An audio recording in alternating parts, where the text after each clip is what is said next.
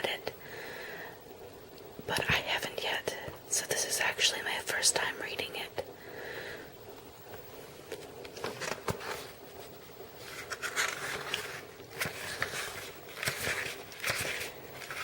Okay. Chapter 1. A Confluence of Paths.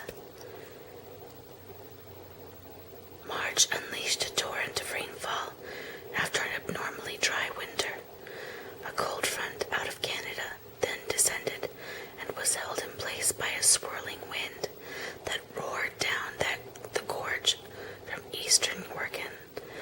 Although spring was surely just around the corner, the god of winter was not about to relinquish its hard-won dominion without a tussle. There was a blanket of new snow in the Cascades, and rain was now freezing on impact. With the frigid ground outside the house, enough reason for Mac to snuggle up with a book and hot cider and wrap in the warmth of a crackling fire. But instead, he spent the better part of the morning telecommuting into his downtown desktop, sitting comfortably in his home office, wearing pajama pants and a t-shirt.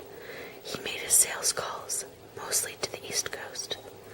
He paused frequently, listening to the sound of crystalline rain tingling off his window and watching the slow but steady accumulation of frozen ice thickening on everything outside.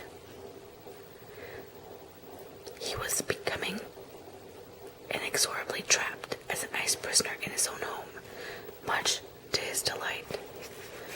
There's something joyful about storms that interrupt routine. Snow or freezing rain suddenly releases you from expectations, performance demands, and the tyranny of appointments and schedules. And unlike illness, it is largely corporate rather than individual experience. One can almost hear a unified sigh rise from the nearby city and surrounding countryside, where nature has intervened to give respite to the weary humans slogging it out within her purview. All those affected this way are united by a mutual excuse, and the heart is suddenly and unexpectedly a little giddy. There will be no apologies needed for not showing up to some commitment or another. Everyone understands and shares this singular justification, and the sudden alleviation of the pressure to produce makes the heart merry.